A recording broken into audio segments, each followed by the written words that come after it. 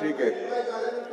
माननीय सभागृहाचे नेते आणि उपमुख्यमंत्री एकनाथरावजी शिंदे साहेब अंतिम आठवडा प्रस्ताव आणि 260च्या प्रस्तावाला उत्तर देतील. सभापती महोदय, अंतिम आठवडा आणि 259च्या प्रस्तावावरील अनेक सभागृहातल्या सदस्यांनी आपले विचार मांडलेत. श्रीयुत सतेज पाटील, अनिल परब, शशिकांत शिंदेजी, मनीषा ताई कायंदे, ज्ञानेश्वर म्हात्रे, भाई जगताप, प्रसाद लाड, सचिन आहिर, परिणय फुके, राजेश राठोड, चित्राताई वाघ, जयंत आसगावकर, अमित गोरके, प्रज्ञा सातव, अमोल मिटकरी, सुनील शिंदे, सदाभाऊ खोत, सुधाकर अडबाले, जगन्नाथ अभ्यंकर, प्रवीण दरेकर घेतला ना मी सर्वांच्या अगोदर, आणि इतरही काही सदस्यांनी. निरंजननी नाही घेतलं का भाग?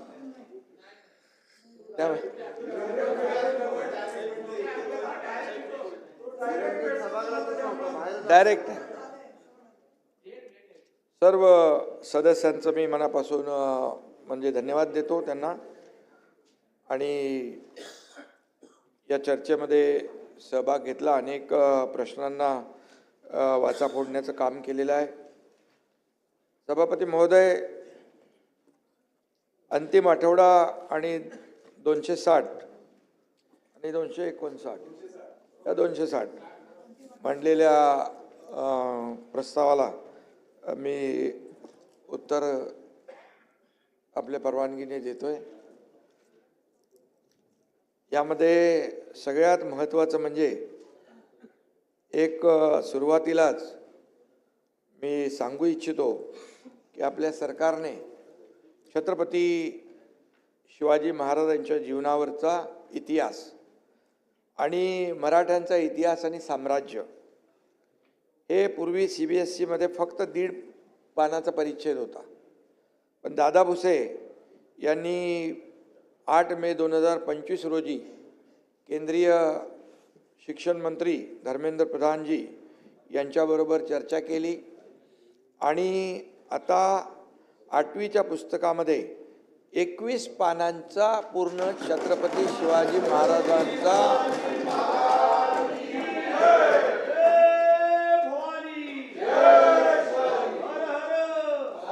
पूर्ण त्यांचा प्रेरणा देणारा आणि इतिहास सांगणारा जीवनपट जो आहे यामध्ये सामावून घेतला आहे. त्यात मराठा साम्राज्याची स्थापना, नागरी प्रशासन, लष्करी प्रशासन, सागरी वर्चस्व, न्यायव्यवस्था असे अनेक विषय त्यामध्ये घेतलेले आहेत. मी सुरुवातीलाच दादा भुसे यांचं तर अभिनंदन शिक्षण मंत्री म्हणून करतोच आहे, त्याचबरोबर धर्मेंद्र प्रधान मंत्री, शिक्षण मंत्री आणि देशाचे आदरणीय प्रधानमंत्री नरेंद्र मोदीजी यांचे मनापासून मी अभिनंदन करतो की छत्रपती शिवाजी महाराजांच्या इतिहासाला त्यांनी प्राधान्य दिलं आणि छत्रपती शिवाजी महाराजांच्या समोर आपण ठेवून महाराष्ट्राचा आराध्य दैवत म्हणून कारभार करतो, त्याला एक मोठा न्याय मिळालेला आहे. आणि यासाठी मी त्यांचं मनापासून अभिनंदन करतो. या पुस्तकामध्ये सगळं, हे पुस्तक सगळ्यांना द्या तुम्ही, आपल्या सदस्यांना. आणि त्याचबरोबर अनेक विषय आपण मार्गी लावलेले आहेत. विरोधकांनी दिलेल्या प्रस्तावावर आणि झालेल्या चर्चेवर आपण नजर टाकली तर काही ठोस असं जे काही अपेक्षित होतं त्या प्रकारची चर्चा दुर्दैवाने सभागृहामध्ये म्हणजे काही म्हणजे असं व्हायला पाहिजे होती. पण ठीक आहे, आम्ही सरकार म्हणून 1 वर्ष आता गेल्या आठवड्यात पूर्ण झालं आणि मागची 2.5 वर्ष असे सभापती महोदय 3.5 वर्ष जे काम या महाराष्ट्रामध्ये भाई झालेलं आहे हे तुमच्या सगळ्यांच्या समोर आहे. आणि त्यामध्ये जे काही अगोदरच्या सरकारने स्थगिती दिली होती, काही स्पीड ब्रेकर टाकले होते, हे सगळे आम्ही हटवले. आणि एकीकडे जे खरं आहे ते शशिकांतजी ते सांगतोय, मी खोटं कधी बोलत नाही. आणि म्हणून विकास कामं एकीकडे करत असताना विकासाचे प्रकल्प पण आपण पाहिलेले आहेत आणि लोकाभिमुख कल्याणकारी योजना पण आपण पाहिल्या आहेत. याची सांगड घालण्याचा प्रामाणिक प्रयत्न आम्ही गेल्या 3.5 वर्षामध्ये केलेला आहे. त्यामुळे योजना पण आपण पाहिलेल्या आहेत, त्याची अंमलबजावणी पाहिली आहे आणि त्याचा कामाची पोचपावती आणि योजनांची पोचपावती पाहिलेली आहे झालेल्या विधानसभेच्या निवडणुकांमध्ये. त्यामुळे काही लोकांनी म्हटलं नागपूर करार काही आठवण केली, 6 आठवड्याचं अधिवेशन काही लोकांना आठवलं. पण ज्यांनी मुंबईला सतेजी 2च दिवसाचं अधिवेशन घेतलं होतं, 2 दिवसाचं अधिवेशन, त्याची मी आठवण करून देतोय. तुम्ही का वैयक्तिक कोणी घेऊ नका याच्यामध्ये. आणि तेव्हा कोविड होताही, परंतु कोविडच्या खाली बरंचसं काय पुढे आता बाकी काय मी जास्त बोलत नाही, परंतु म्हणजे तुम्ही केलं ते बरोबर आहे. म्हणजे आप करे तो सही और हमने किया तो अच्छा नहीं, ये क्या बरोबर नहीं है, ये बरोबर नहीं है. आणि म्हणून या अधिवेशनात विरोधकांनी, म्हणजे तुम्ही विधान परिषदेचं घेऊ नका, खाली सभेचंही मी बोलतोय की जे काही फक्त थोडं आपलं पायऱ्यांवर आंदोलनं आणि थोडंसं जे काय झालं त्याप्रमाणे ज्या पद्धतीने सभागृहामध्ये विदर्भाच्या संदर्भात नागपूरमध्ये अधिवेशन होतं आहे, त्यामुळे विदर्भाच्याबद्दल जी काय पोटतिडकीने काही गोष्टी करायला पाहिजे होत्या त्या दुर्दैवाने झाल्या नाहीत. आणि यावेळेस काही लोक म्हणाले सभागृह अधिवेशन कमी काळाचं आहे, पण मी भाई सांगतो आपल्याला, सकाळी 9 वाजता सभागृह सुरू झालेलं आहे आणि रात्री खालचं 2-2 वाजेपर्यंत चाललेलं आहे. त्यामुळे कामकाज जे आहे, कामाला न्याय देण्याचा प्रयत्न सरकारने, आम्ही अगोदरच सांगितलं होतं पत्रकार परिषदेमध्ये, ज्या ज्या प्रश्नांना तुम्ही प्रश्न मांडाल त्याला उत्तर देण्याची सरकारची पूर्ण तयारी आहे. कुठल्याही आयुधाच्या माध्यमातून आपण विचारा. आणि परंतु दुर्दैवाने ते झालं नाही. पण जाऊ द्या, काही जणांनी तर म्हणजे 2 वाजेपर्यंत आम्ही सभागृह चालवलं, पण काही लोक तर 2 तास पण सभागृहामध्ये बसायची तसदी घेतली नाही. काही म्हणजे ज्यांना जनतेची खरंच प्रश्नांची या अधिवेशनामध्ये आपण त्याला न्याय मिळवून घेत असतो, त्याला वाचा फोडत असतो, परंतु तसं काय वातावरण पाहायला मिळालं नाही. फक्त एकच विरोधी पक्षनेता हे पूर्ण अधिवेशनामध्ये दुसरं काय विरोधी पक्षनेत्याशिवाय नेत्यांनी आपल्या चर्चा केली नाही. ही दुर्दैवाची बाब आहे. आणि भाई विदर्भामध्ये एक म्हण आहे, घरात नाही दाना आणि मले पाटील म्हणा, नाही पाटील म्हणा का बाजीराव म्हणा, ठीक आहे. आणि विरोधकांकडे आता संख्याबळ नाही आहे दुर्दैवाने. ते आमची चूक नाही आहे, जनतेने ते दिलेलं आहे मॅन्डेट, त्या जनतेचं मॅन्डेट स्वीकारलं पाहिजे. आणि जेव्हा जेव्हा आपण, शेवटी सर्व जनता असते आणि म्हणून काही लोक तोंडाने फक्त बोलत असतात, इथे येऊन बोलत नाहीत आणि ते बळ फक्त इथूनच दाखवतात, बाहेर दाखवतात. आणि मग आरोप तर आम्हाला पण आम्ही आरोप पातळी सोडून बाई कधी करत नाही, आपल्याला माहीत नाही. आणि म्हणून काही लोकांचं अंगात नाही बळ आणि चिमटा काढून पळ अशी परिस्थिती काही लोकांची झाली.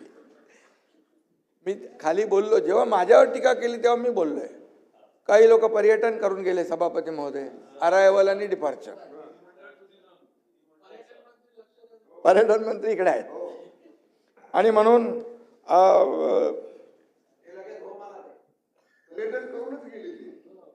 पर्यटनासाठी आले अरायवल. आणि कोणी वैयक्तिक घ्यायची गरजच नाही, मी वैयक्तिक कोणावर आरोप करत नाही. आणि आले फिरले गेले, ठीक आहे, चांगलं आहे. पण सभागृहामध्ये एकही प्रश्न न विचारणारे देखील सदस्य आपण पाहिले, एकही प्रश्न न विचारणारे सदस्य देखील पाहिले. हे खरं म्हणजे रेकॉर्डवर आहे. न बोलणारे मध्ये पण रेकॉर्डमध्ये येणार. आणि म्हणून ही खरं म्हणजे लोकांच्या बद्दल असलेली तळमळ जी आहे त्यांनी दाखवली. आणि जास्ती काय मी सांगत नाही, पण माझ्या मते अधिवेशन किती दिवसाचं घेता हा मुद्दा महत्त्वाचा नाही. विदर्भाच्या विकासासाठी आपण काय मागणी करतो हा महत्त्वाचा मुद्दा आहे. आणि म्हणून विदर्भाच्या विकासासाठी काय केलं काही लोक विचारत होते. आणि म्हणून महायुती सरकारचा विदर्भाचा जो काही चौफेर विकास आम्ही करतोय याच्यावर थोडासा मी कटाक्ष टाकतो. आणि वराड म्हणजे सोन्याची कुऱ्हाड असं म्हटलं जातं. तेच वैभव विदर्भाला पुन्हा एकदा प्राप्त करून देण्याचा महायुतीचा प्रामाणिक प्रयत्न आहे. विदर्भामध्ये नागपूरमध्ये अधिवेशन असल्यामुळे या ठिकाणी विदर्भात देखील जे काही केलं आहे त्याचं थोडक्यामध्ये मी सारांश सांगतो. वीज निर्मिती, खनिज संपत्ती, कृषी उत्पादन, वनसंपत्ती, पर्यटन, वाहतूक, लॉजिस्टिक क्षमता ही 7 विदर्भाची मुख्य बलस्थान आहे. आणि इथलं इन्फ्रास्ट्रक्चर, इंडस्ट्री आणि इरिगेशन याच्यावर आम्ही भर दिला गेल्या 3.5 वर्षामध्ये. गडचिरोलीसारख्या नक्षल भागामध्ये आत्तापर्यंतच्या इतिहासामध्ये कधीही कारखाने जात नव्हते. आज कितीतरी कारखाने, जिंदाल सारखे, लॉईड सारखे कितीतरी कारखाने या ठिकाणी गडचिरोलीमध्ये जाऊ इच्छित आहेत.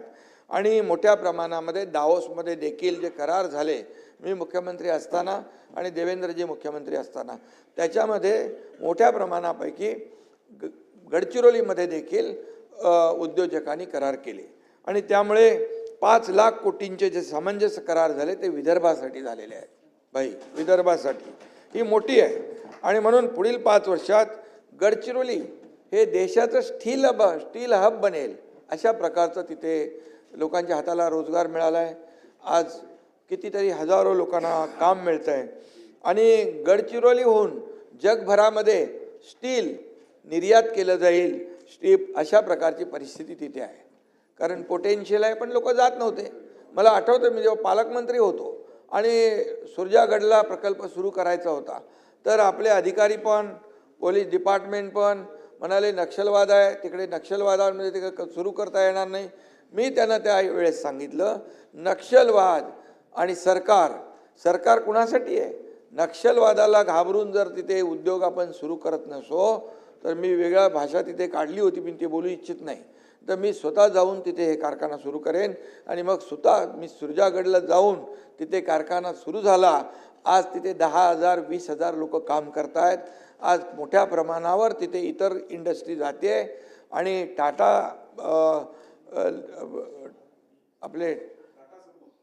टाटा समूह जो आहे त्याला देखील धन्यवाद दिले पाहिजे की त्यांनी देखील तिकडे इन्व्हेन्शन त्यांनी एक सेंटर चालू केलं आहे. इन्व्हेन्शन, इनोव्हेशन आणि इन्क्युबेशन हे स्किल डेव्हलपमेंट CSR मधून चालू केलं आहे. 5,000 ते 7,000 लोक दरवर्षी ट्रेंड होणार. ते नोकऱ्या तर मिळतील पण स्वतःचा व्यवसाय देखील करणार. हा बदल झालेला आहे. हा बदल घडवलेला आहे. वस्तुस्थिती आपल्यासमोर आहे. आणि टाटा समूहाने आणखी देखील जिथं जिथं आपण मागणी करतोय तिथं देखील तयारी दाखवलेली आहे. म्हणजे आपण 20% आणि बाकी 80% ते पैसे खर्च करतायत. ही मोठी गोष्ट आहे. आणि म्हणून सगळ्यात आपल्याला मी सांगेन त्यानंतर चीननंतर जगातील 2ऱ्या क्रमांकाची सर्वात मोठी फ्लाइंग अकादमी अमरावतीमध्ये सुरू होती आहे. ही देखील आपल्यासाठी मोठी अचिव्हमेंट आहे. आणि म्हणून या ठिकाणी 25,000 वैमानिकांना प्रशिक्षण देण्यासाठी एअर इंडियासोबत आपला करार झालेला आहे. हे विदर्भातच झालेलं आहे. आणि म्हणून गडचिरोलीमध्ये देखील काही लोक म्हणाले इतके वर्ष एअरपोर्ट होऊ शकत नाही पण एअरपोर्टसाठी आपण लँड ॲक्विजिशन केलेलं आहे. गडचिरोलीत एअरपोर्ट आपण करतोय. त्यामुळे गडचिरोलीसारख्या अगदी नक्षल आणि दुर्गम भागामध्ये हे जर आपण करू शकतो तर इतर भागामध्ये विदर्भामध्ये अनेक आपल्याला या ठिकाणी कामं करता येतात. मार्च 2026च्या आत देशातला नक्षलवाद संपून टाकण्याचा निर्धार केंद्रीय गृहमंत्री अमित शाह साहेबांनी केलेला आहे.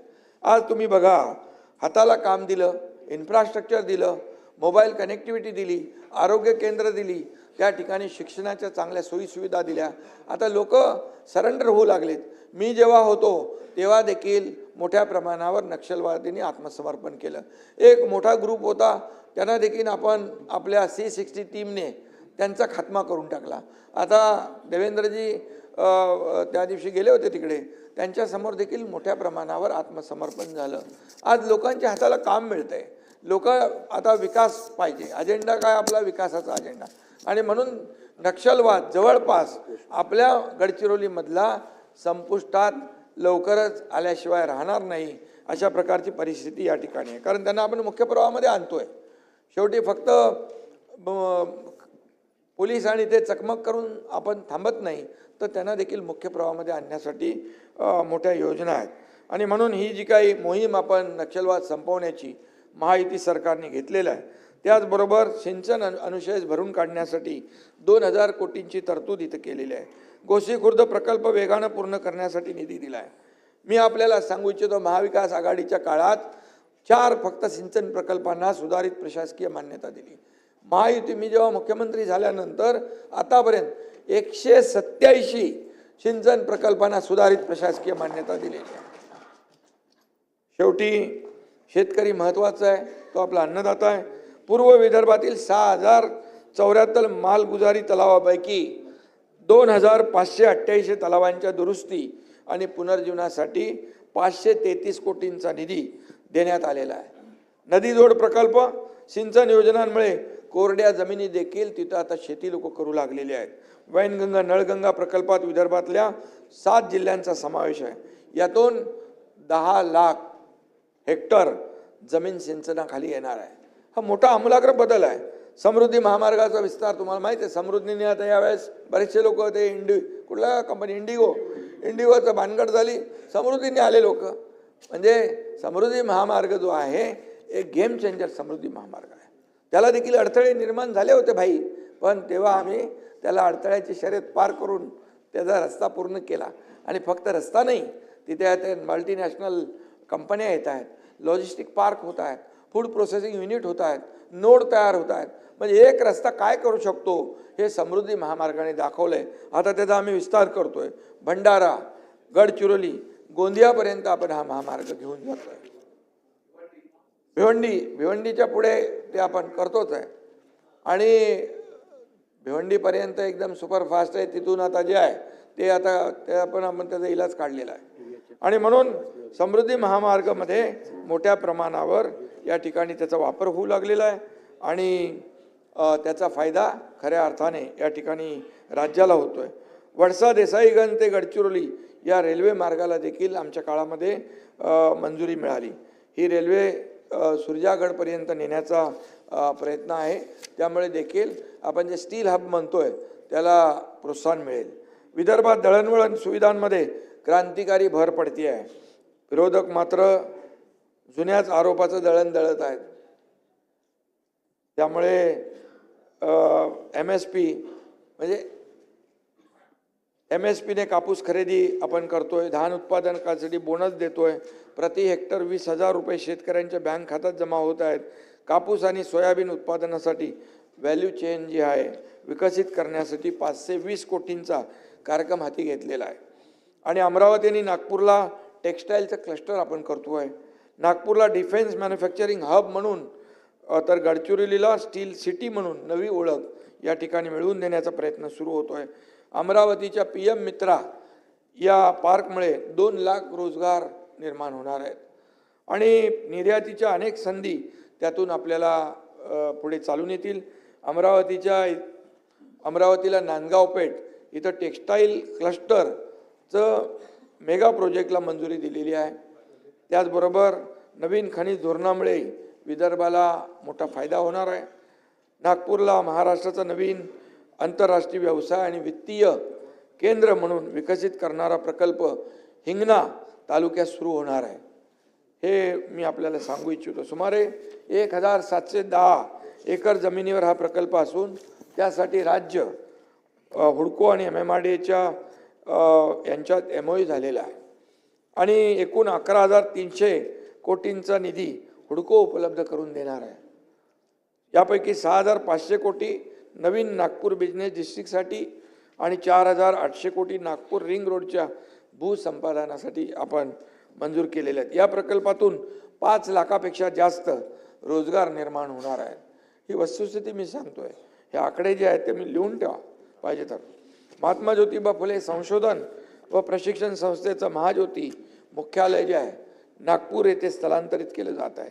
विदर्भातील तरुणांना विविध कौशल्याचे प्रशिक्षण देण्यासाठी 100 एकर जागेवर स्किल डेव्हलपमेंट युनिव्हर्सिटीची स्थापना होती आहे. मी मगाशी सांगितलं की 2022 मध्ये टाटा ग्रुपशी आपण करार केलेला आहे आणि तिथं देखील मोठ्या प्रमाणावर विद्यार्थी आणि तरुणांना संधी मिळते. यंदा राज्याच्या अनेक भागामध्ये सभापती महोदय अतिवृष्टी झालेली आहे. आपल्या शेतकऱ्यांची शेती उद्ध्वस्त झाली आहे, त्यांचे संसार उद्ध्वस्त झालेले आहेत. शेतकरी केवळ आपला बळीराजा नाही तर अन्नदाता आहे. शेतीचं नुकसान झालं आहे, जमिनी खरडून गेल्यात, घरं पडलेली आहेत, जनावरं वाहून गेलेली आहेत, जीवितहानी झालेली आहे.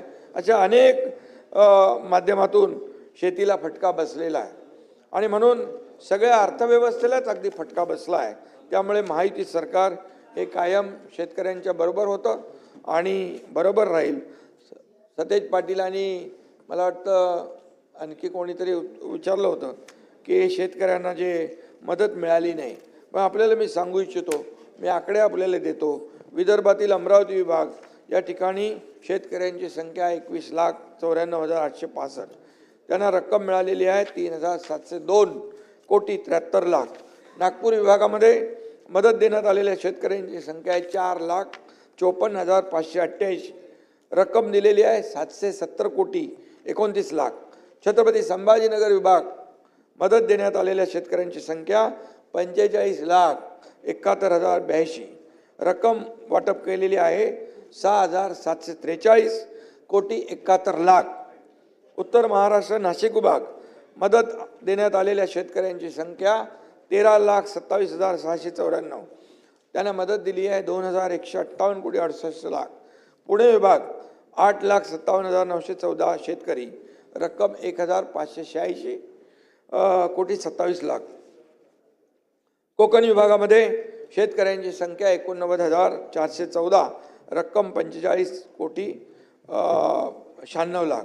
असं जवळपास सभापती महोदय 15,000 कोटी रुपयांचं वाटप शेतकऱ्यांच्या खात्यामध्ये जमा झालेलं आहे. तुम्ही व्हेरीफाय करू शकता. आणि म्हणून त्याचबरोबर हे आणखी जे काय जेव्हा अतिवृष्टी झाली तेव्हा आम्ही नियम बदलले, अटी शर्ती बदलल्या, NDRFचे नियम बदलले. 2 हेक्टरचं 3 हेक्टर केलं. सततच्या पावसामुळे होणारं नुकसान पैसे दिले.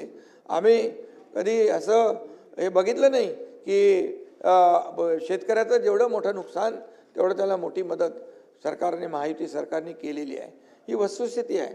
पण काही लोक बोलत असतात काही मिळालं नाही. ही आकडेवारी आहे आणि आकडेवारी दिलेली आहे ती आपण तपासून घेऊ शकता. आणि म्हणून याबरोबर काही लोकांनी कर्जमाफीचा विषय पण काढला. कर्जमाफीचा शब्द आम्ही दिलेला आहे महायुतीने आणि जाहीरनाम्यात दिलेला आहे. मी आपल्याला सांगू इच्छितो.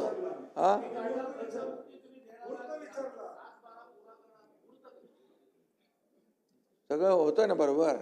तुम्ही म्हणाले होते लाडकी बहीण योजना पण होणार नाही, झाली ना? झाली की नाही? त्याला अरे इथले लोक कोर्टात गेले होते हे बंद पाडा बनून. गेले होते, जाऊ दे आता बोलत नाही मी. गेले होते बंद पाडायला, कोर्टाने त्यांना दिली चपराक लावून आणि पळवलं त्यांना. तर आणि गेलेले हरले. म्हणून आम्ही जे बोलतो ते करतो. जे बोलतो कमिटमेंट म्हणजे कमिटमेंट. मैं एक तो कमिटमेंट करता नहीं, लेकिन एक बार मैंने कमिटमेंट कर दी तो फिर खुद की भी नहीं सुनता.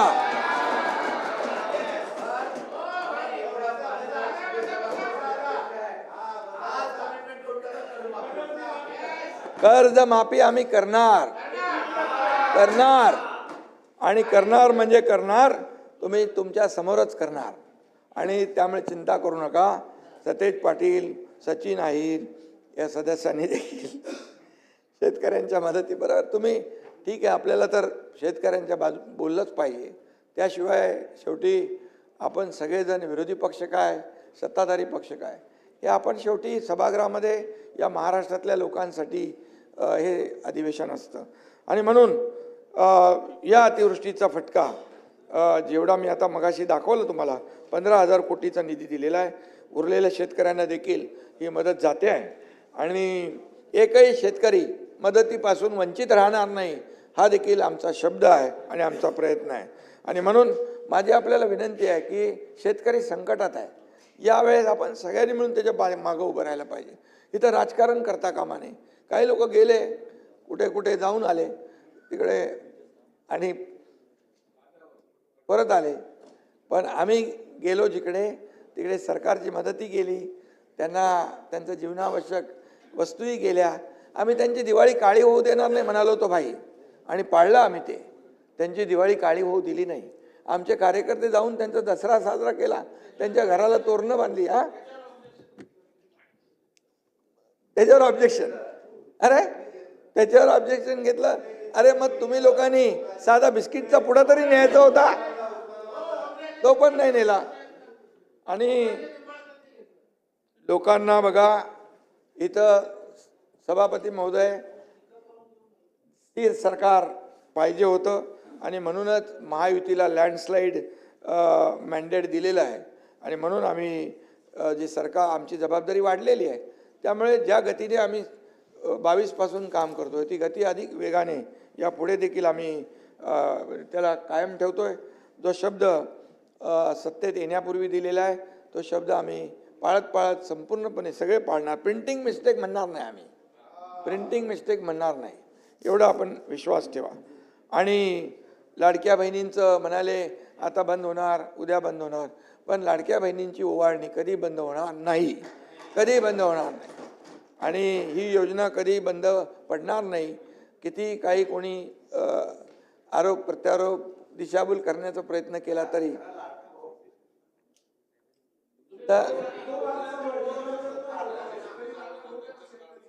आणि त्यामुळे किती काही हे केलं तरी लाडकी बहीण योजना कधी बंद होणार नाही. कोणी माईकाला आला तरी बंद नाही होणार. 2100 रुपये आम्ही बोललेलो आहे, ते देखील योग्य वेळी देणार, योग्य वेळी देणार भाई. अरे आम्ही जे बोलतो ते करणार. बोल द्या तो बोल द्या. आणि म्हणून योजना या सुरू राहतील. खरं तर मी मुख्यमंत्री झालो तेव्हापासूनच अनेक लोकांना त्रास झाला, पोटदुखी झाली, काय काय आजार झाले. कारण मी आपलं काम करतो. मी प्रामाणिक कामावर फोकस करणारा कार्यकर्ता आहे.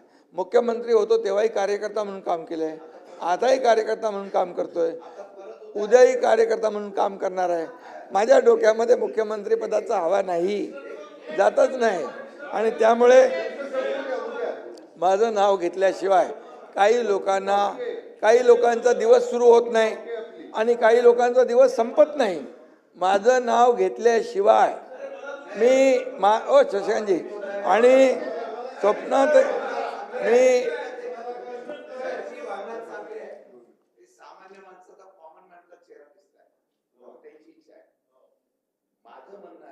मला बाहेर मगाशी सकाळी पत्रकाराने विचारलं 19 तारखेला काहीतरी बदल होणार, धमाका होणार आहे, त्यामध्ये परत हे मुख्यमंत्री होणार आहे असं सांगितलंय. ती गोष्ट खरी आहे का?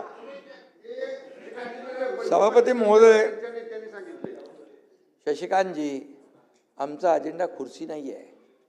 आमचा अजेंडा काय सांगतो, ज्या लोकांनी आम्हाला खुर्चीत बसवलंय ना त्यांचे प्रश्न सोडवणे, त्यांच्या समस्या सोडवणे.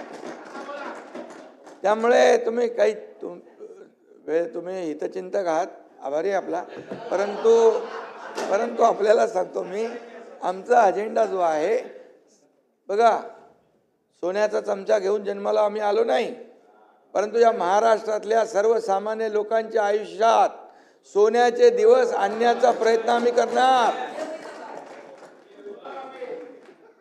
आणि आपण पाहताय, मी मुख्यमंत्री व्हायच्या पूर्वी पण असाच होतो, मुख्यमंत्री झालो तरी असाच आहे, आताही असाच आहे. त्यामुळे माझ्यात बदल होणार नाही. सर्वसामान्य माणूस आमचा केंद्रबिंदू आहे. आणि म्हणून मी कॉमन मॅन लोक आता मला डेडिकेटेड टू कॉमन मॅन म्हणतात. काय प्रॉब्लेम आहे का? चीफ मिनिस्टर म्हटलं किंवा डेप्युटी चीफ मिनिस्टर म्हटलं का म्हणजे असं काय नवीन काय असतं का? काय त्यामुळे सर्वसामान्य माणसाची जी नाळ जुळलेली आहे ती भाई कनेक्ट झालेली आहे, ती तुटता कामा नये. आपण जमिनीवरचे कार्यकर्ते आहोत. त्यामुळे कार्यकर्ता हा आपला जो आहे हा सर्वसामान्य माणूस आहे. आणि म्हणून मी आपल्याला एवढंच सांगतो की काही लोकांना मला कोणी सांगितलं कि आप नज़र का ऑपरेशन कर सकते हैं, लेकिन नजरिए का नहीं कर सकते. डोळ्याचं करू शकतो, पण क्या आहे मग त्याला आता झोपेचा सोंग घेतलेल्या माणसाला उठवू शकतो का आपण? झोपलेल्या माणसाला उठवता येतं, पण काही लोकांना जे आहे तेच आहे की बसता उठता दिल्लीला गेला की प्रॉब्लेम, गावाला गेला की प्रॉब्लेम, शेती करायला गेला की प्रॉब्लेम. असं कसं चालते? आणि मी मी मी काही कोणावर बोलत नाही. मला जेव्हा बोलतात तेव्हा मी नेमकं बोलतो. आणि त्यामुळे आता काल काय काय बोलून गेलेत, मी जाऊ दे, मी त्याच्यावर जात नाही. आता पुढे अजून आपल्याला निवडणुकांमध्ये प्रचार करायचा आहे. त्यामुळे टीकेला मी टीकेने उत्तर देत नाही, आरोपाला आरोपाने उत्तर देत नाही. सचिनजी बरोबर आहे की नाही? मला तुम्ही कधी असं बिलो द बेल्ट कधी आरोप करताना कोणा बघितलंय? मी कधी नाही. मला आरोप करतात, मग मी चांगल्या भाषेमध्ये त्यांना उत्तर देतो, असभ्य भाषेत. आणि विरोधी पक्षाने तर द्या, नाही तर उपमुख्यमंत्री पद रद्द करा. अरे तर काय संबंध आहे त्याचा? मी मुख्यमंत्री होतो तेव्हाही मला बोलायची घटनाबाह्य आहे, उपमुख्यमंत्री झालो तरी घटनाबाह्य आहे. मग आता घटना मानतच नाहीत, त्या लोकांनी हे बोलावं, ही शोकांतिका आहे. मग आता महाविकास आघाडीच्या सरकारमध्ये आता अजितदादा इथं होते मगाशी, ते कोण होते? उपमुख्यमंत्री होते ना. देशामध्ये किती इतिहास आहे, कितीतरी सुप्रीम कोर्ट हायकोर्ट वाचून घ्यायला पाहिजे ना, थोडा अभ्यास माहिती घेतली पाहिजे. आणि त्यामुळे जे काही ते जाऊ द्या, मला बोलायचं नाही. परंतु किती काही म्हटलं, घटनाबाह्य काही असं तरी सुद्धा मला काय माझ्यावर परिणाम होत नाही. मी माझं काम करत असतो. किती आदळआपट केली ते माझं काम चालू आहे आणि मग मला कामावर फोकस आहे, बाकी मी टीकेकडे लक्ष देत नाही. पण ही जी काही जळजळ मळमळ आहे ती पदावर नाही आहे. एकनाथ शिंदे याच्या वैयक्तिक याच्यावर आहे का? एक सर्वसामान्य घरातला कार्यकर्ता मुख्यमंत्री झाला, एक शेतकऱ्याचा पोरगा मुख्यमंत्री झाला, का का का हजम होत नाही, का पटत नाही? आणि म्हणून मला एवढंच सांगायचं आहे की शेवटी काही लोकांना किती काही केलं तरी ते पटणार नाही. पण मी काय त्याच्यावरचा फोकस हटवला नाही, कामावरचा. आणि ते दोन शब्द आणखी सांगतो तुम्हाला. न मैं गिरा ना मेरे हौसले गिरे, न मैं गिरा ना मेरे हौसले गिरे, पर मुझे गिराने में कुछ लोग कई बार गिरे.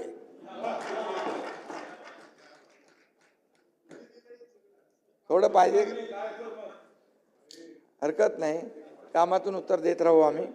आणि मुंबईकरांसाठी देखील काल पण आम्ही सभागृहामध्ये अनेक निर्णय घेतले. खालच्या सभागृहात देखील 2 दिवसापूर्वी अनेक निर्णय घेतलेले आहेत, ऐतिहासिक निर्णय घेतलेले आहेत मुंबईकरांसाठी. झालं ना चांगलं. आदरणीय प्रधानमंत्री नरेंद्र मोदीजी यांनी हाऊसिंग फॉर ऑल ही संकल्पना मांडली आणि या संकल्पेला मूर्तरूप आणण्यासाठी महायुती शासनाने अनेक निर्णय घेतले.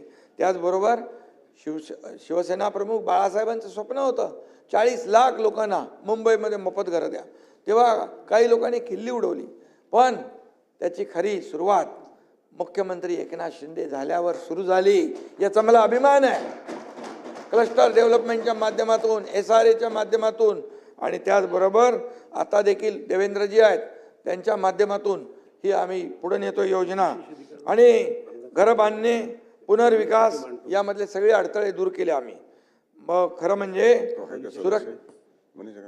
मुंबईमध्ये मराठी माणूस ताट मानेने उभा राहायला पाहिजे, त्याला चांगलं घर मिळालं पाहिजे.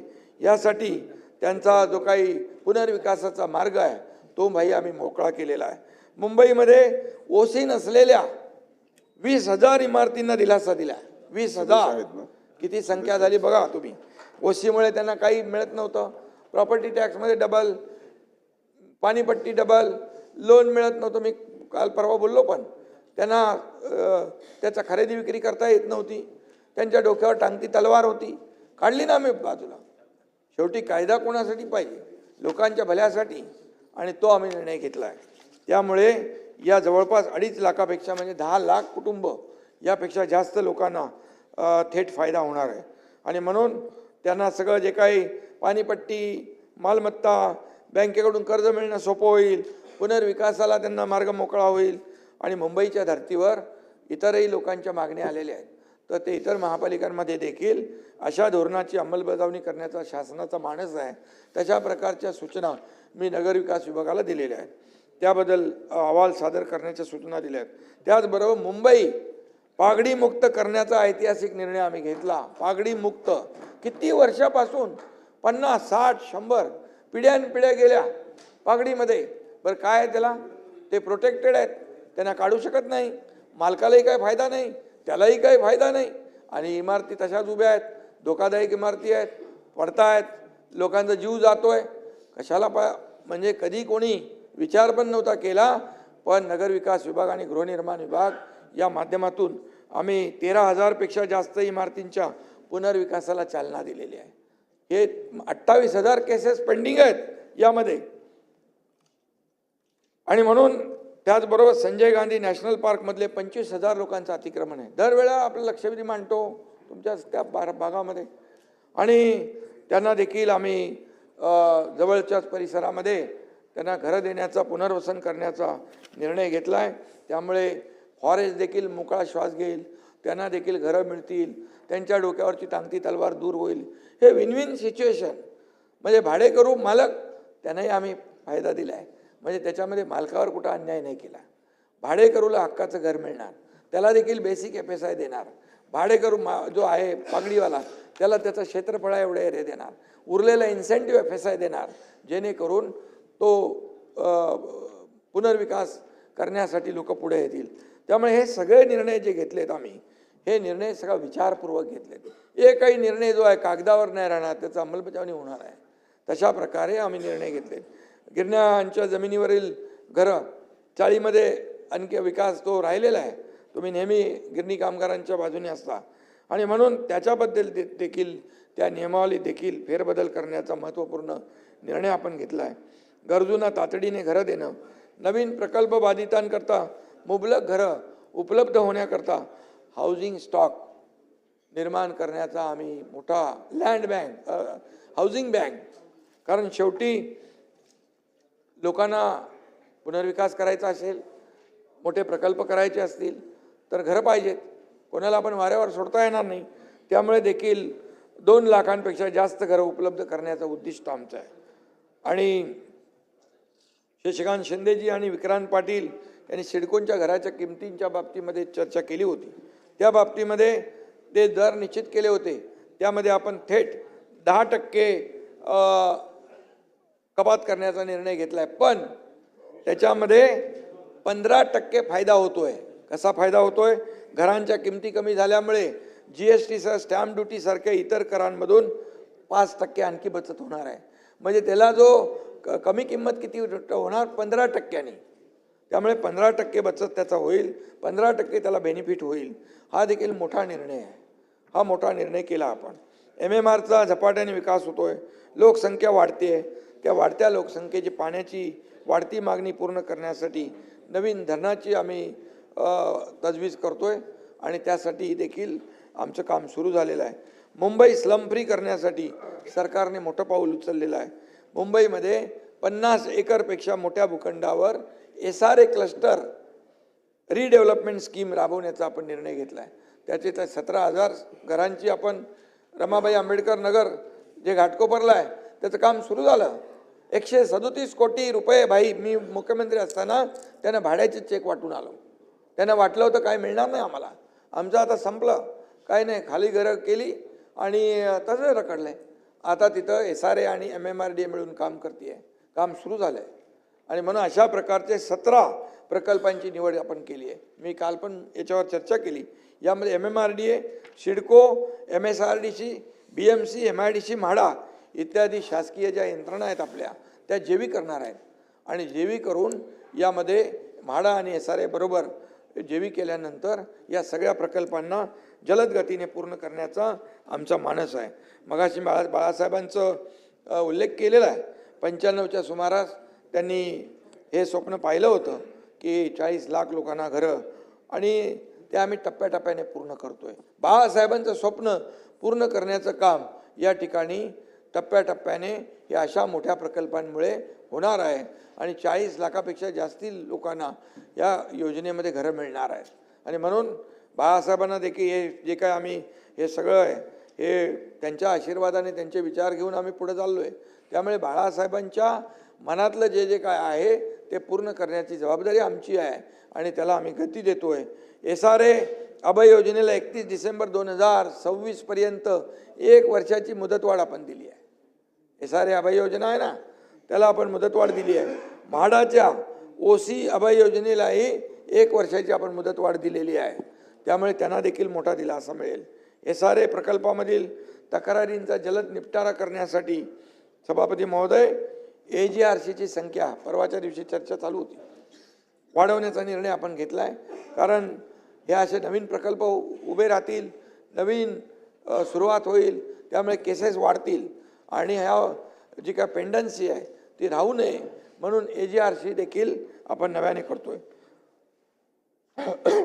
लीज प्लॉटवर मुंबई पालिकेच्या कर्मचाऱ्यांची जी घरं बांधलेली आहेत लीज प्लॉटवर, त्याकरता नवीन योजना, कारण त्यांचा पुनर्विकासाचा प्रॉब्लेम आहे, त्या प्रीमियम काहीतरी परवडत नाही, त्यामुळे आपण तेही निर्णय घेतोय की त्यांचा देखील पुनर्विकास झाला पाहिजे. 83 प्लॉट आहेत, 83 वसाहती आहेत आणि त्यांना देखील आपण हे करतोय. मी तर 2-3 वसाहतीमध्ये स्वतः जाऊन आलो, तिथली काय परिस्थिती आहे. मुंबईचा सफाई कामगार मुंबई स्वच्छ करतो आणि तो कशा अवस्थेत राहतो त्याला आम्ही प्राधान्य दिलेलं आहे. आणि आज तिथं बघितलं तर 5 स्टार अम्युनिटी सुरू केलेले आहेत. हे काम शेवटी सरकार म्हणून आपलं आहे, ते आम्ही करतोय आणि त्यांना देखील योजना आम्ही करतोय. मुंबईतील फनेल झोनमुळे रखडलेल्या इमारतींच्या पुनर्विकासाला देखील गती देतोय. मी काल म्हणालो इथं की फिजिबल करण्यासाठी हे सगळे प्रकल्प जो अनयूज FSI जो वापरता येणार नाही हाईट रेस्ट्रिक्शनमुळे, त्याच्या पोटी TDR देण्याचा आम्ही निर्णय घेतलेला आहे. TDRच्या माध्यमात काही लोकांच्या सूचना आहेत की भाडं जे आपल्याला लागतं त्याचा देखील कॅल्क्युलेट करावा TDR, त्याच्यावर देखील आपण सकारात्मक विचार करतोय. कारण शेवटी कुठलाही भुर्दंड त्या नागरिकावर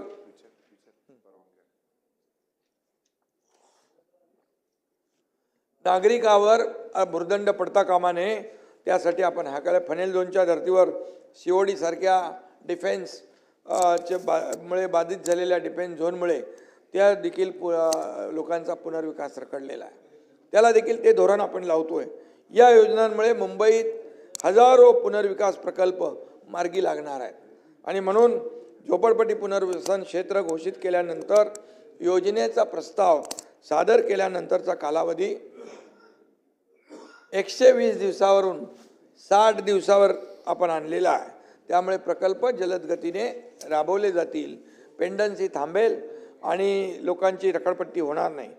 झोपडपट्टीवासियांना देय असलेलं प्रलंबित भाडं आणि SRAला देय असणाऱ्या रकमा या थकबाकीची वसुली करण्यासाठी विकासकाच्या मालमत्तेची जप्ती करून विक्री करण्याचा निर्णय देखील आपण याच्यामध्ये नियमामध्ये बदल केलेला आहे. कारण काही लोक हात वर करून टाकतात, त्याला भाडं नाही, काही नाही, गेला तो नाला सोपारा वसई, इकडं गेला बदलापूर अंबरनाथ वांगणी, काय त्याच्या हातामध्ये काही नाही. आणि म्हणून मुंबईच्या बाहेर गेलेला मुंबईकर पुन्हा मुंबईमध्ये आणण्याचं काम या ठिकाणी आपलं महायुती सरकार करणार आहे. त्यासाठी हे तजवीज आपण करतो. आणि म्हणून काही लोक मुंबई तोडणार हे निवडणुका आल्या की करतात, परंतु मी सांगतो की मुंबई ही आपली आर्थिक राजधानी आहे आणि मुंबई महाराष्ट्रापासून कोणी तोडू शकत नाही. मुंबई हा हार्ट आहे महाराष्ट्राचा आणि जोपर्यंत सूर्यचंद्र आहे तोपर्यंत मुंबई कोणीही तोडू शकणार नाही. कोणी माईकाला आला तरी, कुणाच्याही 7 पिढ्या खाली आल्या तरी सुद्धा. त्यामुळे जे तुम्ही जरा आपल्या मित्रपक्षाला सांगत नाही. शासकीय यंत्रणा SRA यांच्या जेवीच्या माध्यमातून रमाबाईचं मी आपल्याला उदाहरण रमाबाई आंबेडकरचं नगरचं सांगितलेलं आहे. एकूण 16,500 झोपड्याचं पुनर्वसन होत आहे. आणि म्हणून या ठिकाणी झोपडीधारकांचं भाडं जे आहे ते इतर जे काय आहे त्यांची माहिती डिजिटल प्लॅटफॉर्मवर आणण्याचा प्रयत्न करतो आहे आम्ही. आणि झोपडपट्टीधारकांची पात्रता आणि अपात्रता निश्चित करण्यासाठी ऑटो ॲनेक्स्टर 2 प्रणालीचा वापर या ठिकाणी आपण करतोय. आणि त्याचबरोबर मानवी हस्तक्षेपाशिवाय पडताळणी यामुळे करता येईल. आणि तिथं देखील फार जे काही आता जो काही सिस्टीम आहे ती सिस्टीम देखील अधिक सुलभ करण्यासाठी SRA आणि म्हाडामध्ये त्यासाठी देखील आपण हे करतो. काल अनिल परब म्हणाले की आपल्या ST महामंडळ ना त्याच्यामधले RTO त्यांची मी माझ्याकडे होतं खातं तेव्हा मी सगळ्या ऑनलाईन करून टाकल्या ऑनलाईन बदल्या करून टाकल्या. ऑनलाईन त्यांच्या ट्रान्सफर आणि पोस्टिंग. तसंच या ठिकाणी देखील आपण या व्यवस्थेमध्ये अधिक सुलभता आणली पाहिजे, सुटसुटीतपणा आणला पाहिजे यासाठी, कारण लाखो लोकांचा विषय आहे.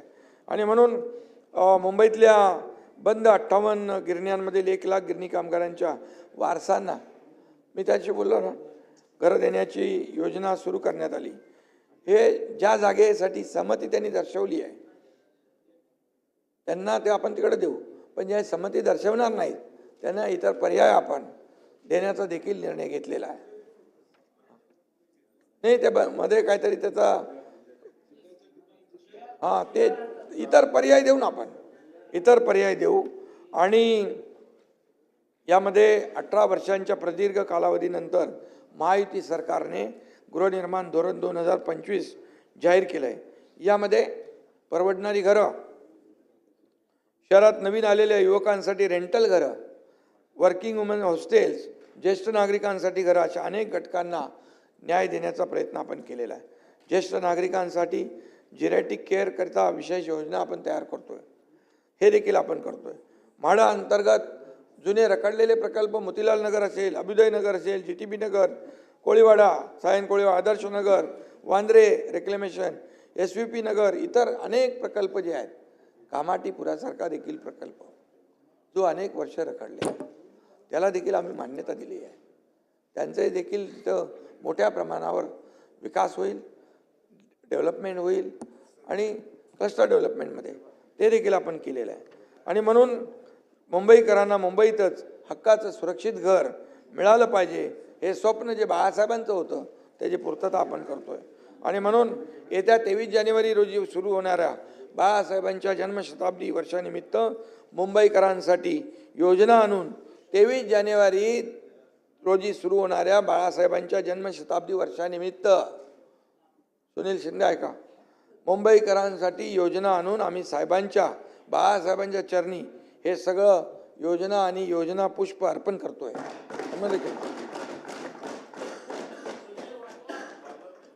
आणि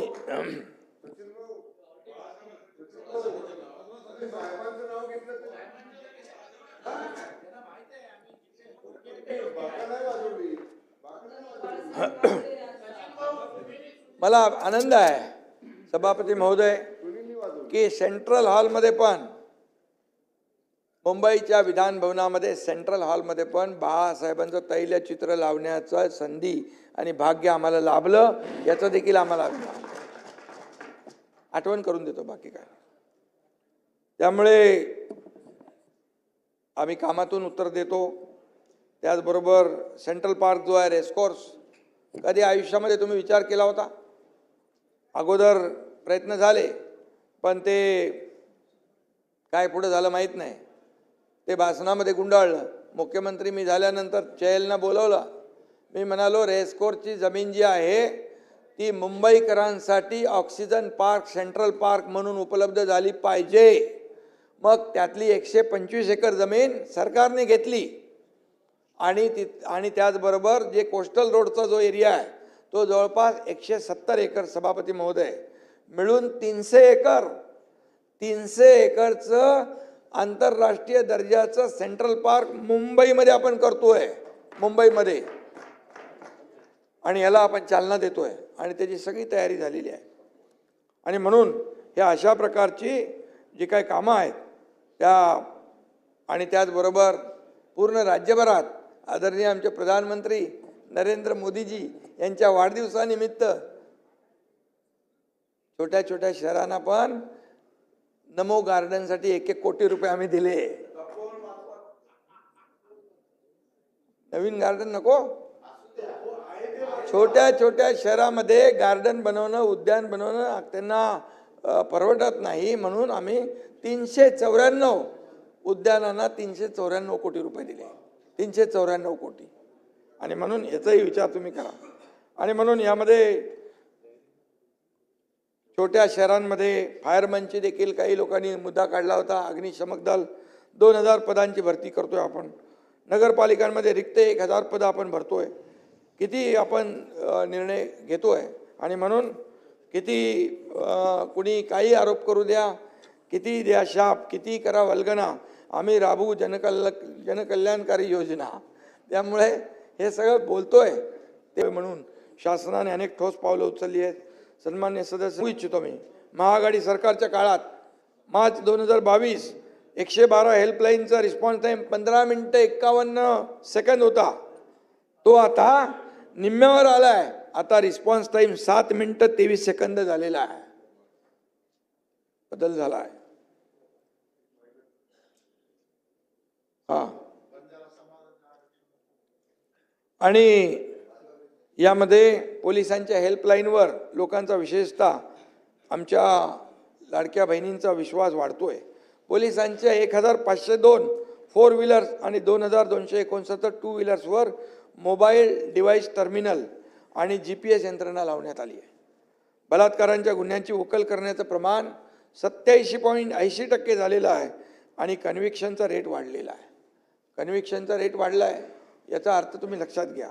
सगळ्या पोलीस ठाण्यात महिला मदत कक्ष स्थापन केलेला आहे. राज्यात 27 विशेष न्यायालय महिलांवरील अत्याचारासंबंधी खटल्यांच्या जलद गतीच्या निपटाऱ्यासाठी स्थापन केलेली आहे.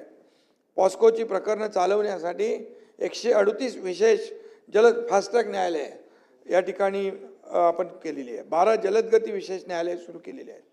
मुस्कान ऑपरेशनमध्ये 13 ऑपरेशन राबवून हजारो मुलांचा शोध घेऊन ते पालकांच्या हवाली केलेले आहेत भाई.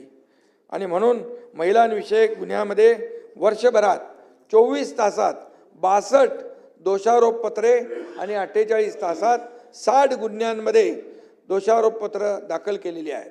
महिलांच्या सुरक्षिततेसाठी महिला अत्याचार प्रतिबंधक कक्ष, निर्भया योजना, महिला सहाय्य कक्ष याद्वारे मदत करण्यात येते. मसाजोग प्रकरणामध्ये आपण शशिकांतजी यांनी मुद्दा उपस्थित केला होता. या प्रकरणातील 8 आरोपीपैकी 7 आरोपी अटक झालेले आहेत. कृष्णा आंधळे फरार आहे.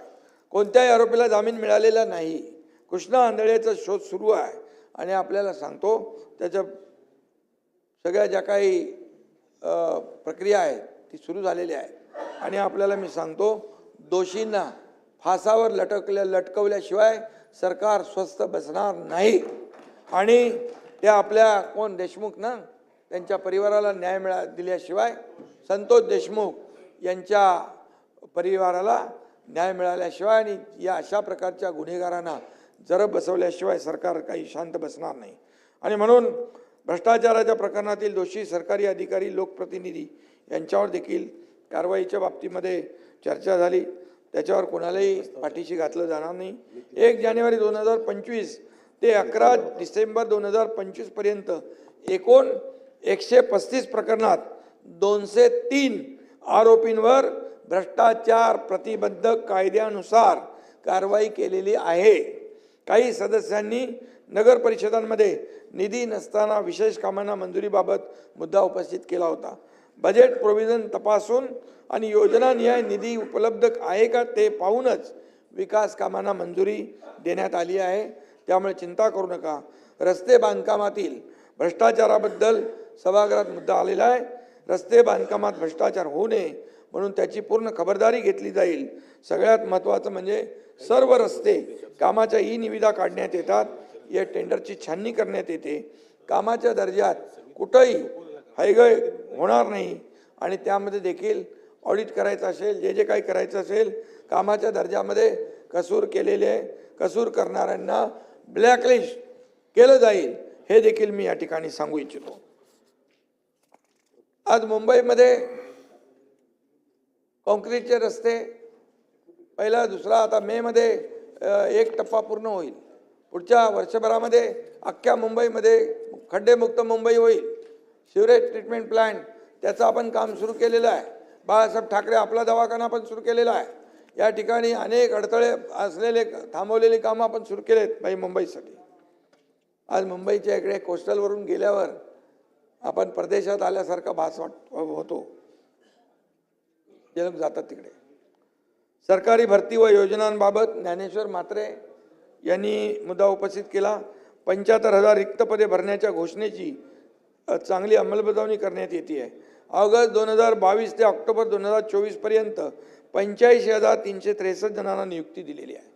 घोषणेपेक्षा जास्त पदांवर नियुक्ती केल्या आहेत. हे देखील मी आपल्या नजरेस आणू इच्छितो. आणि 42,484 जणांना शासकीय पदांवर, 39,215 जणांना निमशासकीय महामंडळावर, 3,664 जणांना अनुकंपा तत्वावर नियुक्ती देण्यात आलेल्या आहे. नोव्हेंबर 2024 ते नोव्हेंबर 2025 अशा वर्षभरात 34,869 जणांना नियुक्त्या दिलेल्या आहेत. ज्ञानेश्वर, आम्ही ज्या घोषणा करतो त्या कागदावर राहत नाही, त्यांची अंमलबजावणी देखील करतो. हॅम पद्धतीच्या रस्ते कामातील आर्थिक अपाराबद्दल इतर काही लोकांनी चर्चा केलेली आहे. मोबिलायझेशन चार्जेसच्या नावाखाली सार्वजनिक निधीचा अपार होतो असा आरोप केला आहे. परंतु मी आपल्याला सांगतो, हायब्रिड एन्युटीच्या कामात EPC प्रकारचा जो काही करारनामा वापरला जातो त्यामध्ये मोबिलायझेशन ॲडव्हान्सची तरतूद आहे. ही रक्कम प्राधिकरण कॉन्ट्रॅक्टरच्या कामाच्या सुरुवातीला कंत्राटाच्या किमतीच्या 10% रक्कम व्याजासह अग्रिम देण्यात येते. ही रक्कम 5%च्या 2 समान हप्त्यात दिली जाते. पहिला हप्ता कंत्राटदारांना विनंतीपत्र आणि बँक गॅरंटी दिल्यावर दिला जातो. दुसरा हप्ता कंत्राटदाराने युटिलायझेशन सर्टिफिकेट दिल्यावर दिला जातो. आणि यावर ॲडव्हान्सवर मोबिलायझेशन ॲडव्हान्सवर व्याज आकारलं जातं. त्यामुळे कंत्राटदाराला ॲडव्हान्सच्या 110% बिनशर्त बँक गॅरंटी द्यावी लागते. आणि म्हणून प्रत्येक बिलातून ठराविक 15% रक्कम त्याची कापून घेतली जाते. त्यामुळे सार्वजनिक निधीचा अपहार होण्याचा जर कोणी प्रयत्न केला तर त्याला चाप लावण्याचा नियम आपल्याकडे आहे. या ठिकाणी अनिल परब नाही आहे, त्यांनी मुंबईतील हवेच्या प्रदूषणाबाबत चिंता व्यक्त केली होती. पण चिंता करण्याची गरज नाही. RTOचं मी सांगितलं ना, खरमाटे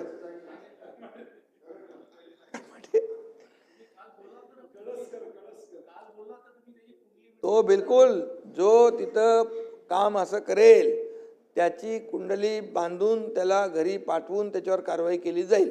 ते बिलकुल त्याच्यामध्ये ते द्या ना माझ्याकडे, मी करतो ते. आणि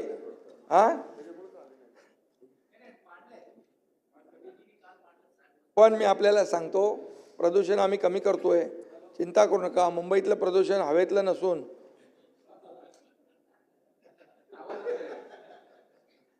ते राजकीय असेल आणि बाकी, तर यामध्ये एकच सांगतो, मुंबईमध्ये भाई डीप क्लीन ड्राईव्ह कोणी आणला? डीप क्लीन ड्राईव्ह रस्ते पाण्याने रिसायकल वॉटरने धुण्याचं काम सुरू केलं मुख्यमंत्री असताना मी. सगळे लोक त्याच्यामध्ये इन्व्हॉल्व झाले, सोसायटी आल्या, NGO आले, सगळे आले, बीच क्लीन ड्राईव्ह झाला. आम्ही रस्ते धुतले हो. तेव्हा आपण म्हणायचं हे काय मुख्यमंत्र्याचं काम असतं? मग काय मुख्यमंत्र्याचं काम घरी बसायचं असतं? आणि आम्ही तर रस्ते धुतले, तिजोऱ्या नाही धुतल्या. त्यामुळे बोलताना कधी विचारपूर्वक बोललं पाहिजे. उत्तरं आमच्याकडे पण आहेत, आम्हाला बोलायला कशाला लावता. आणि म्हणून समुद्र किनारे आता STPमुळे आता जेवढं पाणी जात आहे ते पूर्णपणे सचिनना माहीत आहे की पूर्णपणे विदाऊट ट्रीटमेंट जात आहे. बरोबर. आता सिवरेज ट्रीटमेंट आपण 7 करतोय, काम चालू झालं आहे, अर्धी कामं झाली आहेत. आता पुढच्या 1-1.5 वर्षामध्ये पूर्ण समुद्रात जाणारं पाणी बिलकुल काळं पाणी नाही जाणार, ट्रीटमेंट झालेलं पाणी जाणार. आणि तुम्हाला समुद्राचा आता जे सुरुवातीला काळं दिसतं ते पूर्ण निळं दिसेल. हे देखील केलेलं आहे. हवेचं प्रदूषण कमी करणार, समुद्राचं प्रदूषण कमी करणार. त्यामुळे बाकी पण प्रदूषण होतील ती कमी होतील. राजकीय पण करायचं. आणि म्हणून 25 बांधकाम कंत्राटदार, व्यावसायिक विकासक यांना कॉम्प्रेहेन्सिव्ह गाईडलाईन दिल्या आहेत. नियम मोडणाऱ्या बांधकाम प्रकल्पांना भरारी पथक नोटिसा देत आहेत. 8,663 बांधकामांना कारणे दाखवा नोटीस, 3,497 ठिकाणी काम थांबवा नोटीस.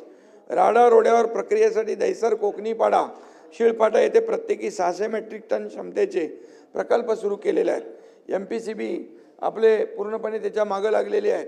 पर्यावरण खातं पूर्णपणे, आता तुम्ही AQI बघितला, एअर क्वालिटी इंडेक्स, तर आपला मुंबईचा खाली आहे. मुंबईचा खाली आहे, नाही खाली आहे. इतर शहरांपेक्षा बघा खाली आहे. त्याची आपण तजवीज करतोय. त्यामध्ये कितीतरी लोकांना नोटीस दिल्यात. त्यांनी ते बांधकाम करताना त्यांनी पत्रे लावले, त्याला ग्रीन नेट लावले, स्प्रिंकलर लावायला सांगितले पाण्याचे. हे सगळं करतोय आणि म्हणून कुठेही कुणालाही मुलायजा काही नाही आहे. आणि त्यामुळे BST तर्फे बसेसचा काही मुद्दा होता, त्या देखील आता बसेस आपण इलेक्ट्रिक व्हेकल घेतोय, त्याच्यामुळे देखील प्रदूषण कमी होणार आहे. पर्यावरणपूरक बस ज्या आहेत त्या आपण घेतोय. रस्त्यावरील धूळ आटोक्यात आणण्यासाठी ते मगाशी सांगितलं मी, डीप क्लीन ड्राईव्ह. आणि म्हणून मी एकच सांगतो की काही लोक आरोप करतात, मी जास्ती काय बोलत नाही, परंतु कोविड असो वा मिठी नदी, कुठेही डाका टाकण्याचं काम सोडत नाहीत. कुठेतरी सोडलं पाहिजे. याशिवाय खारफुटीवर भरावाचा मुद्दा अनिल परब यांनी उपस्थित केला. त्या प्रकारे लगेच तातडीने खारफुटी, मँग्रोव्ह प्रोटेक्शन, मँग्रोव्हचं संवर्धन, मँग्रोव्हचा पार्क तयार करण्यासाठी, कारण ग्रीन TDR देण्याचा आम्ही निर्णय घेतोय. का मँग्रोव्ह कोण, नाहीतर मँग्रोव्हला कोणी बघत नाही, त्याच्यावर भरणी होते, अनधिकृत बांधकामं होतात. पण मँग्रोव्ह प्रोटेक्ट करण्यासाठी आतापर्यंत नियम होता का सचिन भाऊ? तो निर्णय घेतला आपण आणि त्यांना ग्रीन TDR आपण देण्याचा हे केलेला आहे. आणि त्यामुळे मँग्रोव्ह पार्क निर्माण करता येतील. पर्यावरण जे आहे ते वाचेल. त्याच्या डिटेलमध्ये मी जात नाही. काल एक पत्रकार मला बोलला, आहे सगळ्यात मोठा निर्णय घेतला तुम्ही, कारण याच्यामुळे जैवविविधता आहे, सगळं ते जमिनीची धूप थांबेल, या ठिकाणी जलचर प्राणी आहेत त्यांचं प्रोटेक्शन होईल. ह्या सगळ्या गोष्टी ज्या आहेत या मँग्रोव्हमुळे प्रोटेक्ट होतात. आपण मँग्रोव्ह जातात, पण त्यांना काही कोणी त्या ज्याच्या मालकी जमिनीमध्ये मँग्रोव्ह आहेत त्याला देखील आम्ही ग्रीन TDR देण्याचा निर्णय या ठिकाणी ते धोरण आणतोय. आणि म्हणून वर्सोवा भाईंदर या 26 किलोमीटरच्या कोस्टल रोडला देखील मुंबई हायकोर्टाने मान्यता दिलेली आहे. म्हणजे वर्सोवा भाईंदर गेला तर तुमचं वेस्टर्नची ट्रॅफिक जी आहे ही वेस्टर्नची ट्रॅफिक कमी होऊन जाईल. आणि BKC मध्ये संपूर्ण MMR मध्ये पॉट टॅक्सी वरून चालणारी पॉट टॅक्सी, प्रधानमंत्री मोदीजींनी तेव्हा आम्ही गेलो तेव्हा बोलले की आता रस्ता ट्रॅफिकने झालेला आहे, आता मेट्रो होती आहे, मेट्रोने आपल्याला तेवढं दिलासा मिळेल, पण पॉट टॅक्सीने देखील तुम्ही लास्ट माईल कनेक्टिव्हिटी गाठू शकता. आणि त्यासाठी देखील आपला प्रयत्न सुरू आहे. BKC मार्गे रिक्लेमेशन ते नवीन एअरपोर्ट, मुंबई आणि नवीन मुंबई एअरपोर्ट जो आहे तो अंडरग्राऊंड टनेल आपण करतोय. मुंबई आणि नवी मुंबई एअरपोर्ट मेट्रोने जोडतोय. म्हणजे हा प्रकल्प आपण मंजूर केलेला आहे याच्या. आणि या प्रकल्पामुळे मुंबईतील वाहतूक कोंडी आणखी कमी होईल. वाढवण बंदरासाठी 76,000 कोटी केंद्र सरकारने दिलेत, त्यांचं मोदीजींचं मी अभिनंदन करतो. या ठिकाणी देखील आपण MIDC, मी परवाच म्हणालो आपल्या उदय सामंत यांना, MIDC तिथे झाली पाहिजे, तिथे लॉजिस्टिक पार्क झाला पाहिजे, तिथे एअरपोर्ट झाला पाहिजे. त्या ठिकाणी तिसरा एअरपोर्ट देखील या ठिकाणी आपण करतोय. आणि म्हणून याबरोबर मुंबईच्या आजूबाजूचा परिसर जो मुंबईवर लोड कमी करायचा असेल तर नवी मुंबई, इकडे पालघर, आता हा वर्सोवा विरारपर्यंत जातोय, विरार ते वाढवणपर्यंत हा आपण रस्ता खेचतोय. आणि त्यामुळे मोठ्या प्रमाणावर या ठिकाणी तुम्हाला वाटेल काय आता पैसे नाही आहेत, पण आम्ही नवीन मॉडेल केलेले आहेत. BOT केलं आहे, PPP केलं आहे, हॅम केलं आहे, NUT मॉडेल केलेलं आहे. बरेच लोक त्याच्यामध्ये येत आहेत. आणि त्यामुळे आपल्या राज्यामध्ये खूप मोठ्या प्रमाणावर इन्फ्रा प्रोजेक्ट सुरू आहेत. पायाभूत सुविधा ज्या राज्याच्या ज्यादा आहेत त्या राज्याची प्रगती फास्ट असते. आणि म्हणून काही लोक टीका करतात केंद्र सरकारवर, प्रधानमंत्र्यांवर. त्यांनी देखील आतापर्यंतच्या इतिहासात 50-60 वर्षाच्या इतिहासात जेवढे पैसे मिळाले नाहीत महाराष्ट्राला त्याच्यापेक्षा 10 पट पैसे केंद्र सरकारने आपल्याला दिलेले आहेत. विविध याच्या माध्यमातून, चालू आहे. प्रकल्पांच्या माध्यमातून जनगणना झालं का? 10 लाख कोटी रुपये आकडा पण सांगतो. आणि त्यामुळे या ठिकाणी आपण मोठ्या प्रमाणावर काम करतोय. नगर विकास विभागाच्या माध्यमातून अमृत योजनेतून गेल्या 3 वर्षामध्ये 27,000 कोटीचा पाणी पुरवठा आणि मलनिस्सारण योजना आम्ही केल्यात. मग इतके वर्ष का करता आल्या नाहीत याचं देखील उत्तर दिलं पाहिजे. आणि म्हणून मी आपल्याला सांगतो की मुंबई काय तो आता नवीन सिनेमा कुठला निघालाय का? पुरंदर. तिजोरीला घातलं वेटोळं, प्रत्येक कामात घोटाळे, मुंबईकरांना लुटून मुंबईचे केले वाटोळे, असं मला आता पाठवलंय आणि कोणीतरी पाठवून. मुंबईच्या तिजोरीवर दरोडा टाकणारे हे रहमान डकैत कोण आहेत त्याचा शोध घेतला पाहिजे. हो ना? ते रील बघितली का तुम्ही? त्याचा रील बघितला? आणि म्हणून मी आपल्याला सांगतो की मी असं कोणाला वैयक्तिक बोलत नाही, पण मला जेव्हा तुम्ही बोलता तेव्हा मला बोलायला लागतं. आणि म्हणून एवढंच सांगतो की मुंबई को लुटनेवाला कौन है वो रहमान डकैत याचा शोध नक्की घेतला पाहिजे. इतिहासात असे अनेक डकैत, रहमान डकैत अनेक आले आणि गेले पण. आणि असल्या रहमान डकैतांना पाणी पाजणारी धुरंधर महायुती आहे. मी तुम्हाला सांगतो, एक कार्यकर्ता म्हणून सांगतो, आमच्यावर तोंडसुख घेता तेव्हा थोडा विचार करा. आमच्याकडे काय काय आमच्यावर बोलले ते मी आज बोलत नाही, आज सगळंच बोलत नाही मी, नंतर अजून आपल्याला पुढं बरंच काय. आणि म्हणून मी एवढंच सांगतो की जे महायुती हे ट्रेलर आहे, हे पिक्चर अभी बाकी आहे. आणि म्हणून मी आपल्याला एवढंच सांगतो की राज्यात महायुती सरकार आलेलं आहे. 3.5 वर्ष काम सुरू आहे.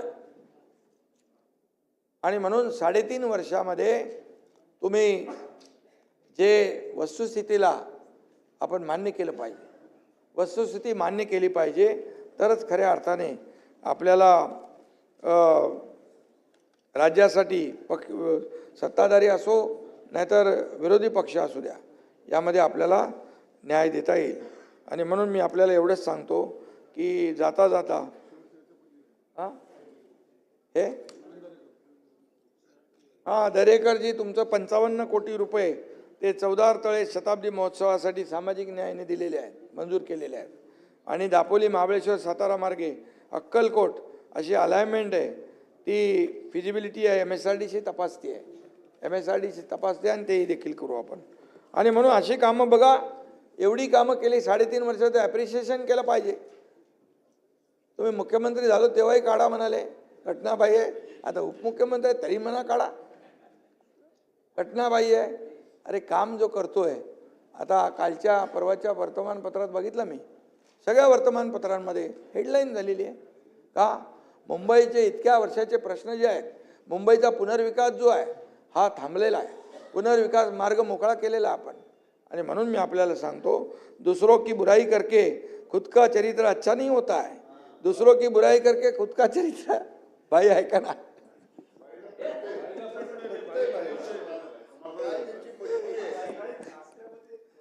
दुसरं बघा कसं आहे, मी बघा, जसे काही लोक टीका करतात एकदम खालच्या पातळीत, तसं मी करत नाही ना, मग त्यांना हे चांगलंच आहे नाही.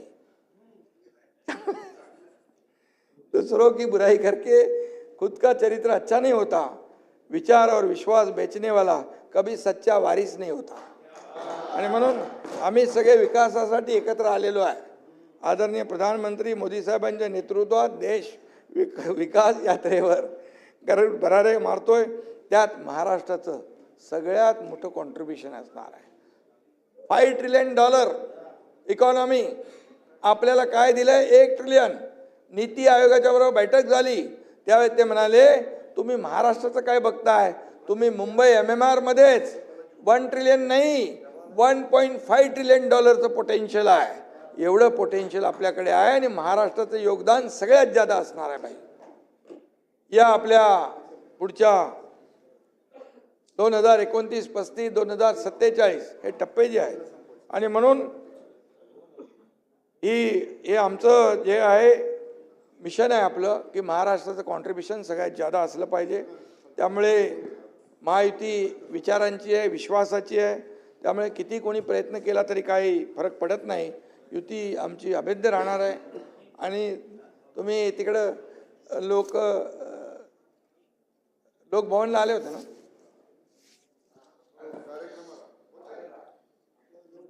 त्यामुळे आम्ही कामाच्या जोरावर काम जे केलंय 3.5 वर्ष या कामाच्या जोरावरच आम्ही येणाऱ्या कुठल्याही मुंबई महापालिका इतर ज्या काही निवडणुका आहेत त्या सगळ्या निवडणुका म्हणजे मुंबई फास्ट आहे आमचं काम. काय मिशन मुंबई फास्ट आणि महाराष्ट्र सुपर फास्ट. क्या बोलणे का बोलो. आणि म्हणून आता जाता जाता मी एवढंच सांगतो, धमाका महायुतीच करेल. इलाका किसका भी हो, धमाका महायुती करेगा. अब इतना याद रखो. आणि मी जाता जाता एवढं सांगतो की बदला महाराष्ट्र का मंजर, सभापति महोदय, बदला महाराष्ट्र का मंजर, हमारी सारी योजनाएं है गेम चेंजर. कारपोरेशन का इलेक्शन जीतकर हम ही होंगे असली धुरंधर. धन्यवाद. जय हिंद, जय महाराष्ट्र.